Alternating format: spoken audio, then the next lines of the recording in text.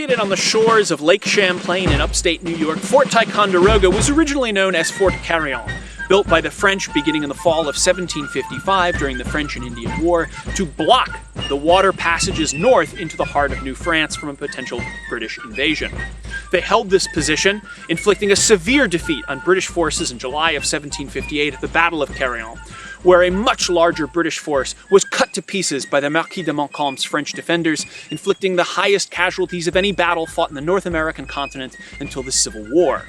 The British, however, captured the fortification in 1759, renaming it Fort Ticonderoga.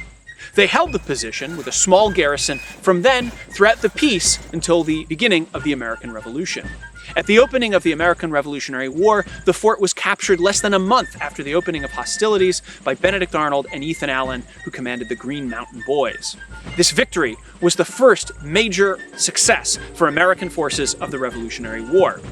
Later that winter, Henry Knox would arrive to Ticonderoga to select 59 cannon, mortars, and howitzers to haul south to relieve the American siege of Boston.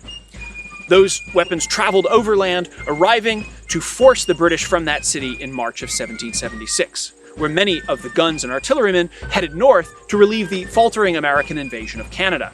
By the time they got there, however, the American army in Canada was in full retreat, ultimately landing back here at Ticonderoga in July of 1776.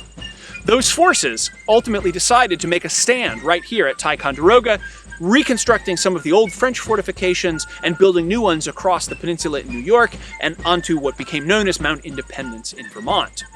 These positions were perfected over that summer under the overall command of General Horatio Gates, and by the fall, as the British approached, they engaged the American fleet that had been built over that summer and outfitted here at Ticonderoga under the command of Benedict Arnold, inflicting a delay to their progress. Ultimately, by the time they captured Crown Point and sent scouts out to Ticonderoga to test the American defenses, what they found was not the ragged remains of the troops they had pushed out of Canada, but nearly 15,000 troops entrenched behind miles of fortifications that mounted hundreds of pieces of artillery. The British pulled back for the winter to Canada, leaving a small American command here over the winter as the rest of the forces either disbanded or were sent to reinforce General Washington's army to the south. Early in 1777, with the command of Fort Ticonderoga now falling to General Arthur St. Clair, the Americans prepared for yet another invasion force.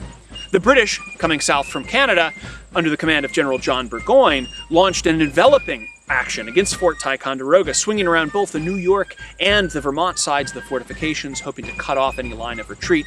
And ultimately, the Americans decided to evacuate the fortress and did so on the night of July 6th of 1777, pulling out just under the noses of the British advanced guard. The British were now masters of Ticonderoga, but as they drove further south towards Albany, ultimately came to grief themselves at the battles of Saratoga and were forced to surrender. The small garrison that they had left here at Ticonderoga, largely consisting of German forces as well as some British regiments, were subject themselves to their own attack in September of 1777 as American militia forces under the command of Colonel John Brown launched a surprise engagement.